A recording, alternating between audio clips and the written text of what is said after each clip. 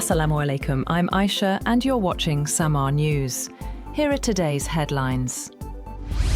Chief of Defence Forces Field Marshal Asim Munir has said that peace between Pakistan and Afghanistan depends on the Afghan Taliban renouncing support for terrorism and militant groups. He made the remarks during a visit to Wana in South Waziristan, where he reviewed security along the western border and ongoing operations under Operation Ghazab Lil Haqq. He said the use of Afghan soil by militants was unacceptable and that all necessary measures would be taken to neutralise cross-border threats.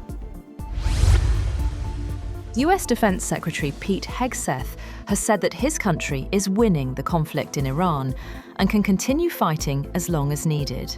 During a Pentagon briefing, he said Iran could not outlast the US and that it was the US that sets the tone and tempo of the fight. Hegseth also said that US forces had killed an Iranian official accused of heading a unit behind an alleged assassination plot against President Donald Trump, though he said the target was not the original focus of the war. Separately, Chairman of the Joint Chiefs Dan Kane said that Iran is firing fewer missiles as the war progresses, adding that US strikes will now expand further inland. At least 80 people were killed when an American submarine sunk an Iranian warship in international waters off southern Sri Lanka. Sri Lankan officials believe 180 people were on board the frigate Iris Dina when it was attacked. They said the incident occurred outside its waters, but launched search and rescue operations after receiving a distress call, adding that 32 survivors were rescued and taken to hospital in Gaul.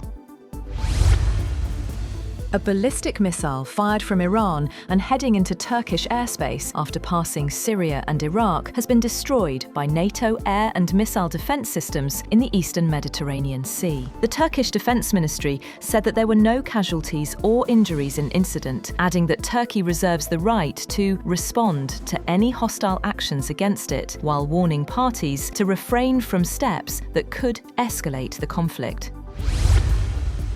On the other hand, operatives from Iran's Ministry of Intelligence have signalled openness to the US Central Intelligence Agency to talks on ending the war. The New York Times reported, citing officials briefed on the matter, that the offer was made through an unnamed country's spy agency. The report said officials in Washington are skeptical as to whether Iran or the Trump administration is really ready for an off-ramp, at least in the short term.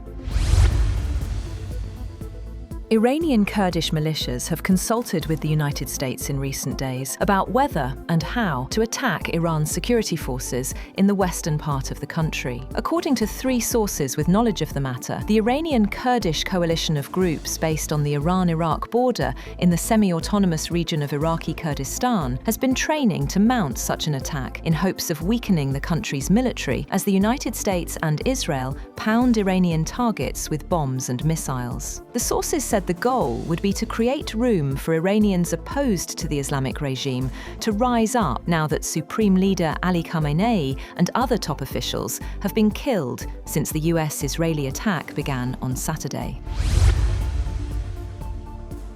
The US military has confirmed the deaths of 4 American soldiers in the escalating war against Iran, marking the first confirmed US military casualties. The Pentagon identified the 4 soldiers as members of an Iowa-based Army Reserve unit killed when a drone struck a US military facility in Port Shuaibah, Kuwait, on Sunday. A total of 6 US military personnel have died so far in the ongoing conflict. The 4 who have been identified ranged in age from 20 to 42 and served in the 103rd Sustainment Command, which is part of the Army's global logistics and supply operations.